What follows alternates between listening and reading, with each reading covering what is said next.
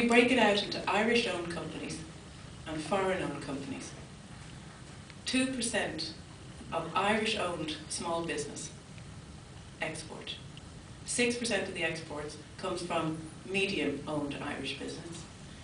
4% of the exports from Ireland come from large Irish-owned businesses. When you look at foreign-owned businesses that export, small is 1%, medium is 21%, but the real beauty is that large accounts for 66% of all our exports. So large FDI, foreign-owned businesses, are 66% of our business. Now I know it hurts when a farmer doesn't export to the UK, or a mushroom farmer dies because our exchange rates, I've been caught in the exchange rate moment. I had signed for contracts in the call centre, and of course the exchange rate moved by that 60%, and I couldn't compete because minimum wage here is 10.15 and the UK it's 7 something. And as Brexit goes ahead, I will probably lose most of my call centre workers, or I'll have to figure out in the UK how to compete, because they will lower wages. But if we can bring the high-end jobs here, and if we can focus on Irish indigenous exports and grow them, if we can copy the FDI that's already in the country and learn from them and what they're exporting, if they're here and they've created a product that creates 66% of our exports, why can't we create Irish businesses that can do the same? They are here. The staff are our kids, our brothers, our sisters, our dads, our mothers. We know how they do it. We need to replicate it, and we need policies in place. The next 12 months for us will be the most important 12 months in Irish history. Brexit does have ginormous implications for us. It is beyond comprehension that they could have voted for such a thing. But on the plus side, in 2016, English imports were down 8% and Irish exports were up 4%. We are on the right track. Irish exporters, we did a survey. 89% of people were most concerned about Brexit. 94% of all members of the Irish Exporters Association export to the UK. People who export to the UK, again in small, medium and large, most people export one product, move to two. The biggest businesses from this country, the number of products they export, the largest amount is only 9. 9. So the largest FDI-owned business in this country only exports 9 products at maximum. And statistics like that, when you run into the heart of it, what do we need to do for the next 12 months to keep those statistics coming in our favour? We need to get housing right. We need to finish the housing job we've started. We need to create homes for the employees that are coming here.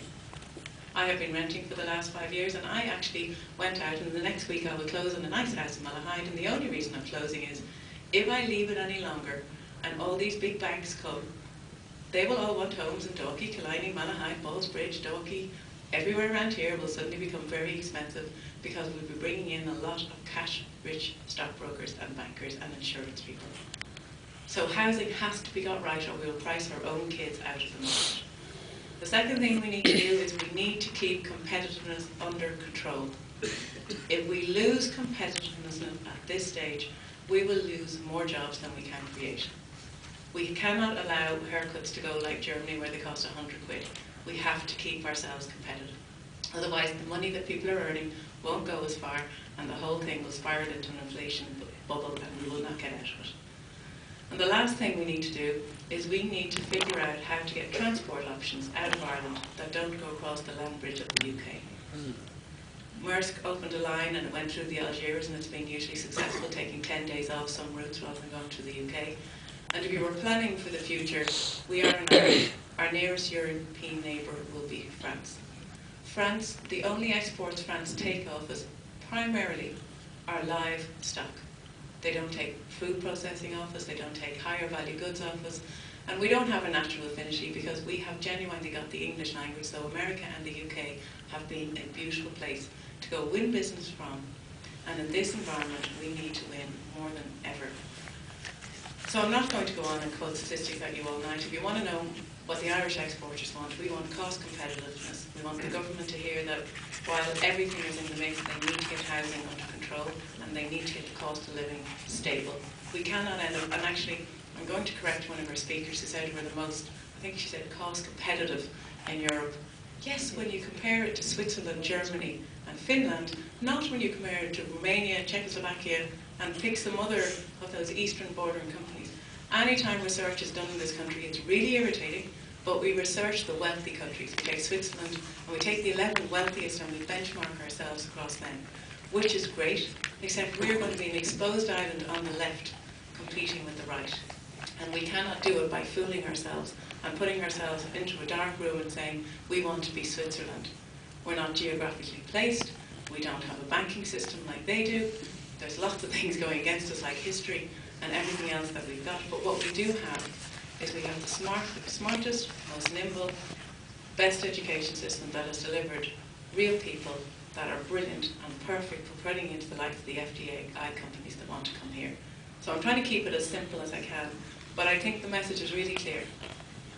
We shouldn't be afraid of success in this Brexit time, because I think there's a really good chance, and it's Irish-American month in Trump's side, and on the other side, it's Brexit, where we are winning.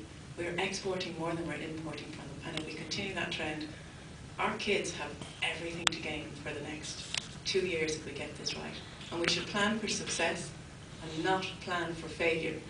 I'm not scared of Brexit. I'm scared that we won't be ready for the success because we won't be able to believe our luck that we're bright enough to succeed. And I think Irish people play down their brilliance quite spectacularly. And I think we should be quietly smug and plan for that success, not the failure, for what's going to come to us, not what's going to be taken away. Thank you.